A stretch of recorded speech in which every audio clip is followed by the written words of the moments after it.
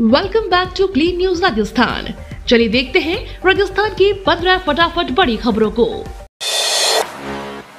धनखड़ का इस्तीफा, राजस्थान में बीजेपी के सामने जाटों में बिगड़े परसेप्शन को सुधारने की चुनौती। जगदीप धनखड़ के इस्तीफे के बाद राजस्थान में बीजेपी को अब जाटों को साधने के लिए नए सिरे से सियासी प्रयास करने होंगे। जगदीप धनखड़ के इस्तीफे के बाद जाटों में बने नैरेटिव और डैमेज कंट्रोल का आकलन किया जा रहा है।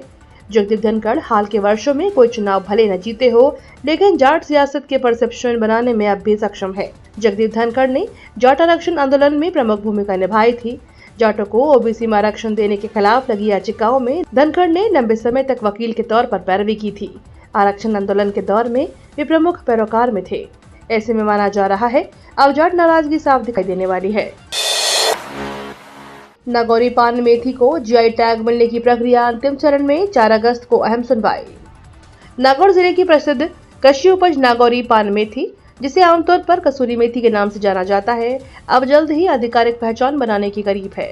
नागौर की इस विशेष मेथी को ज्योग्राफिकल इंडिकेशन टैग दिलाने की प्रक्रिया अंतिम चरण में है। इसके तहत आगामी 4 अगस्त को भौगोलिक संकेतक रजिस्ट्री में सुनवाई तय की गई है। यह जानकारी नागौर सांसद हनुमान बेनीवाल द्वारा संसद में पूछे गए सवाल के जवाब में वाणिज्य और उद्योग मंत्रालय द्वारा दी गई। रणथंभौर में अंतर्राष्ट्रीय चित्रकला शिविर, कलाकारों ने वन्यजीव संरक्षण का दिया संदेश। रणथंभौर स्थित आरटीडीसी की होटल में 5 दिवसीय अंतर्राष्ट्रीय चित्रकला शिविर का आयोजन किया जा रहा है। इसमें देश विदेश के करीब 30 चित्रकार भाग ले रहे हैं। वे अपनी कला के माध्यम से वन तथा वन्यजीव संरक्षण का संदेश देने के प्रयास कर रहे हैं। शिविर 26 जुलाई तक चलेगा। शिविर में ब्लू पेंटर के नाम से मशहूर शरद भारद्वाज भी शामिल हुए। शिविर में शामिल कलाकार अपनी पेंटिंग्स के जरिए बाघों सहित वन और वन्यजीव संरक्षण का संदेश दे रहे हैं। शिविर के संस्थापक सदस्य शैलेंद्र भट्ट ने बताया कि वन और वन्यजीवों को बचाना हर किसी की जिम्मेदारी है। इस आर्ट समिट के आयोजन का मुख्य उद्देश्य वन्यजीवों के प्रति लोगों में जागरूकता फैलाना है। राजस्थानी संस्कृति की झलक लेकर रवाना हुई वरिष्ठ नागरिकों की विशेष ट्रेन। प्रदेश के वरिष्ठ नागरिकों को लेकर जयपुर के दुर्गापुरा स्टेशन से रामेश्वरम मदुरई के लिए बुधवार को विशेष ट्रेन रवाना हुई। इस ट्रेन से जयपुर में 550 यात्री सवार होने थे, जिनमें से करीब 20 यात्री नहीं पहुंचे। इसी ट्रेन में 226 यात्री सवाई माधोपुर से रवाना होंगे। खास बात यह रही कि जिस ट्रेन में यात्री सवार हुए हैं, उनके 11 डिब्बों पर राजस्थानी लोक नृत्य, लोक कलाएं, तीज त्योहार, मंदिर, दुर्ग, पर्यटन स्थल, अभ्यारण्य की झलक उकेरी गई है। ऐसे में यह ट्रेन राजस्थान की संस्कृति का दक्षिण भारत में भी बखान करेगी।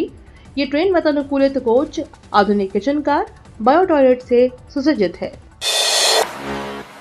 छात्र संघ कार्यालय का ताला तोड़कर जताया विरोध, कॉलेज आयुक्त ने कहा चुनाव पर उच्च स्तर से होना है फैसला।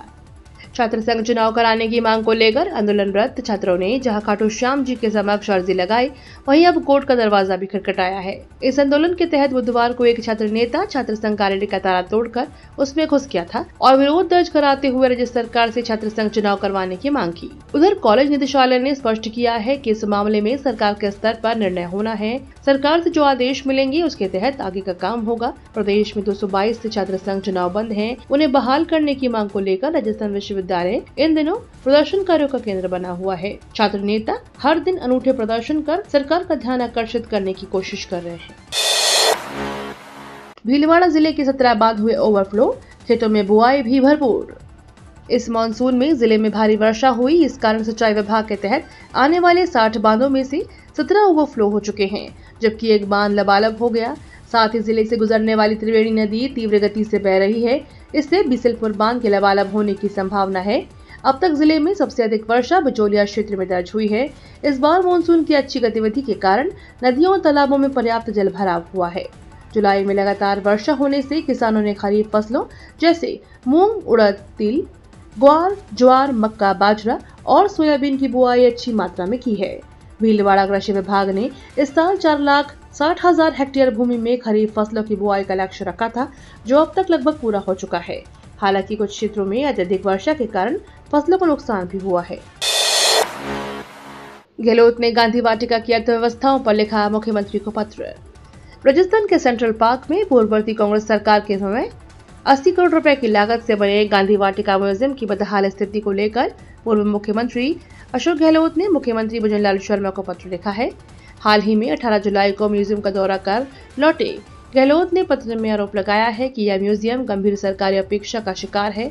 न तो यहाँ पर्यटक आ रहे हैं और न ही जरूरी स्टाफ की नियुक्ति हुई है। यहाँ का मुख्य अधिकारी भी नियमित नहीं है, बल्कि अतिरिक्त चार्ज पर काम कर रहा है। गहलोत ने पत्र में लिखा कि उन्होंने गांधी वाटिका परिसर का 5 घंटे तक निरीक्षण किया और कई कमियां पाई हैं। उन्होंने कहा कि सरकार की ओर से म्यूजियम का कोई प्रचार प्रसार नहीं किया जा रहा, जिससे आमजन को इसकी जानकारी नहीं हो रही। इसे लोकप्रिय बनाने के लिए विभिन्न माध्यमों से विज्ञापन दिए जाएं और जयपुर के पर्यटक स्थलों के टिकट में भी इसे शामिल किया जाए। शिक्षा मंत्री बोले, बच्चों के अनुपात में ही शिक्षक रखे जाएंगे। शिक्षा विभाग में करीब 10 साल बाद स्टाफिंग पैटर्न की कमाई शुरू हुई है। विभाग की गाइडलाइन के हिसाब से बच्चों के अनुपात में शिक्षक रखे जाएंगे। ऐसे में स्कूलों में करीब 85,000 पद बढ़ेंगे, जिनमें 40,000 पद शिक्षकों के होंगे, जबकि 45,000 पद गैर शैक्षणिक स्टाफ के होंगे। बुधवार को प्रदेश के शिक्षा मंत्री ने जयपुर जिले के शिक्षा अधिकारियों और प्रिंसिपल के साथ संवाद के दौरान स्पष्ट किया। पहली बार हुए इस तरह के संवाद के दौरान चुनावी कार्यों में ड्यूटी लगाए जाने का सवाल भी आया, जिस पर टिप्पणी करते हुए उन्होंने कहा कि सभी विभाग चुनावी काम करते हैं, इसलिए नजर ज्यादा आता है। मंत्री दिलावर ने कहा कि शिक्षा विभाग के माध्यमिक सेटअप के नए प्रस्तावित स्टाफिंग पैटर्न की तैयारी शुरू कर दी गई है। डिजिटल अरेस्ट के नाम पर साइबर ठगी, राजस्थान पुलिस ने जारी की एडवाइजरी। साइबर अपराधों का ग्राफ तेजी से बढ़ रहा है और अपराधी लोगों को ठगने के लिए नए नए पैतरे अपना रहे हैं। साइबर अपराधी ईडी सीबीआई के अधिकारी बनकर लोगों को कॉल करते हैं, उनके खिलाफ गंभीर धाराओं में मुकदमा दर्ज होने की धमकी देकर खातों से रकम जमा करवाते हैं। ऐसी घटनाओं के लगातार बढ़ते आंकड़ों ने देखते हुए राजस्थान पुलिस की साइबर क्राइम शाखा ने डिजिटल अरेस्ट के नाम पर धोखाधड़ी के लेकर एक एडवाइजरी जारी की है। इस तरह की वारदातों में अपराधी खुद को सीबीआई, मुंबई पुलिस, कस्टम, आयकर विभाग या प्रवर्तन निदेशालय का अधिकारी बताकर लोगों को वीडियो कॉल से डराते हैं, उन्हें गंभीर अपराधों में फंसाने की धमकी देकर उनके बैंक खातों से पैसे हट लेते हैं। देश में हेल्थ इंफ्रास्ट्रक्चर को बढ़ाने के लिए केंद्र ने राज्यों को जारी किए 33,000 करोड़ रुपए। देश में हेल्थ इंफ्रास्ट्रक्चर को बढ़ाने के लिए केंद्र सरकार ने राज्यों और केंद्र शासित प्रदेशों को वित्त वर्ष 2021-22 से लेकर 2025-26 के बीच 33,000 करोड़ रुपए जारी कर दिए हैं। यह जानकारी केंद्रीय स्वास्थ्य और परिवार कल्याण राज्य मंत्री प्रताप राव जाधव की ओर से संसद को दी गई। 29 जुलाई से संसद में शुरू होगी ऑपरेशन सिंदूर पर चर्चा, 16 घंटे तक चलेगी बहस। संसद का मानसून सत्र चल रहा है। सत्र शुरू होने के पहले ही विपक्ष की मांग है सरकार इस मामले को चर्चा कराए, खुद प्रधानमंत्री की मौजूदगी में चर्चा हो और पीएम मोदी खुद ही जवाब दें। मिली जानकारी के अनुसार 29 जुलाई को संसद में ऑपरेशन सिंदूर पर चर्चा होने वाली है। ऑपरेशन सिंदूर में चर्चा होने की संभावना है। सरकारों ने दोनों सदनों में विशेष चर्चा के लिए 16 घंटे का समय आवंटित किया है। 2030 तक भारत में शहरों में पैदा होगी 70% नौकरियां, लेकिन बाढ़ में गंवा सकते हैं $5 अरब। वर्ल्ड बैंक और भारत सरकार के आवास और शहरी कार्य मंत्रालय की ओर से तैयार एक ताज़ा रिपोर्ट में खुलासा हुआ है कि भारत के शहरी क्षेत्रों में 2030 तक 70% नई नौकरियां पैदा होंगी। लेकिन अगर समय रहते जलवायु परिवर्तन के अनुकूलन पर निवेश नहीं हुआ तो हर साल बाढ़ से $5 अरब का नुकसान उठाना पड़ सकता है। केंद्रीय सशस्त्र बलों में 1 लाख पद खाली, सरकार बोली जल्द ही जाएंगी भर्ती। केंद्रीय सशस्त्र पुलिस बल में वर्तमान में 1 लाख कर्मियों की कमी है। केंद्र सरकार ने बताया कि असम राइफल्स, सीमा सुरक्षा बल, केंद्रीय सशस्त्र पुलिस बल, भारतीय तिब्बत पुलिस बल, सशस्त्र सीमा बल और केंद्रीय रिजर्व पुलिस बल सहित सभी केंद्रीय सशस्त्र बलों में कुल 10 लाख पद स्वीकृत हैं, लेकिन वर्तमान में सीआरपीएफ कर्मियों की संख्या यानी 1 लाख पद खाली हैं। केंद्रीय गृह राज्य मंत्री नित्यानंद राय ने बुधवार को राज्यसभा में इसकी जानकारी देते हुए बताया कि वर्तमान में 72,679 पदों को भरने के लिए भर्ती की अधिसूचना जारी की गई है, जिन पर प्रतिक्रिया चल रही है, जिसके तहत विभिन्न पदों को भरा जाना है। जयपुर की सड़कें बदहाल, पूर्व मंत्री ने गड्ढों की समस्या को लेकर सरकार पर साधा निशाना। राजस्थान के पूर्व मंत्री प्रताप सिंह खाचरियावास ने जयपुर में बिगड़ती सड़क स्थिति के लिए राज्य सरकार को कड़ी निंदा की है।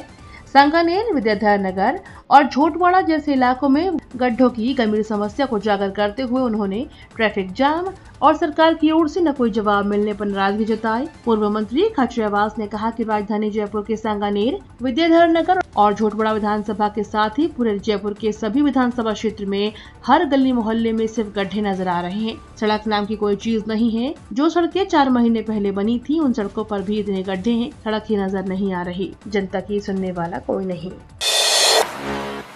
सीएम भजनलाल शर्मा ने निम्बाहेड़ा में मंगल चाय घर पर आम लोगों संग चाय पी। राजस्थान के मुख्यमंत्री भजनलाल शर्मा एक बार फिर जनता के बीच सामान्य अंदाज में नजर आए। प्रसिद्ध चाय घर पर स्थानीय लोगों के साथ बैठकर चाय की चुस्कियां ली और बातचीत की। विधायक श्री अनंत कृपलानी, अर्जुन जी नगर मंत्री हेमंत मीणा, सीपी जोशी, बद्री जाट भी मौजूद रहे। बातचीत में मुख्यमंत्री ने कहा कि सरकार की नीतियां जमीन से जुड़ी हैं और हर निर्णय में जनता की भागीदारी पहल है। मुख्यमंत्री का यह सामान्य अंदाज लोगों को भाया। चाय दुकान पर मौजूद नागरिकों ने बताया कि पहली बार है जब मुख्यमंत्री इतने सादगीपूर्ण अंदाज में दारू पीने पहुंचे थे और बिना किसी औपचारिकता के संवाद किया। ये तो थी राजस्थान की बड़ी खबरें। रोजाना सबसे पहले अपडेट पाने के लिए क्लीन न्यूज राजस्थान को अभी सब्सक्राइब करें।